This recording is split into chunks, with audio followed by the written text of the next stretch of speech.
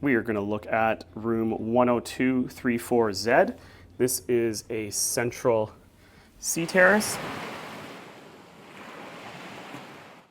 So this does have a balcony. As I walk in, there is some storage on the right. We'll take a look at that towards the end of the video. Beautiful big bed. It's worth noting that these beds can be set up in lots of different configurations. If you're looking for single beds, maybe you've got 3 or 4 people in here, they can get those set up in a way that works for your group. Nice little chair here. And pan back around.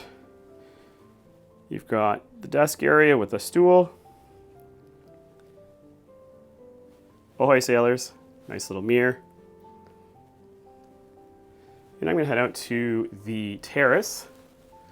We're still in Terminal right now. This is the beautiful Terminal V here in Port of Miami. It's the home of Virgin Voyages. You can see our terrace here has 2 nice chairs, table, and what I really like to highlight here is these beautiful hammocks. So when you're out in the ocean,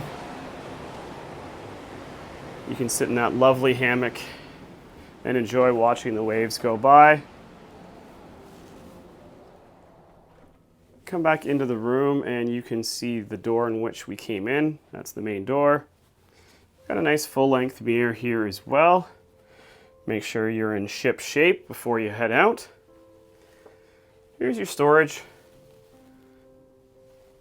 Some hangers over on this side.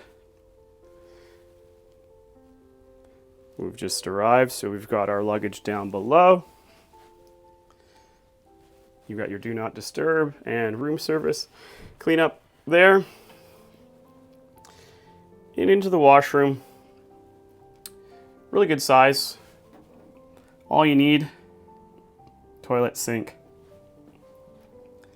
nice mirror, and this is quite a large shower for a cruise ship. This is a real good amount of space here, which is great. Come back into the room.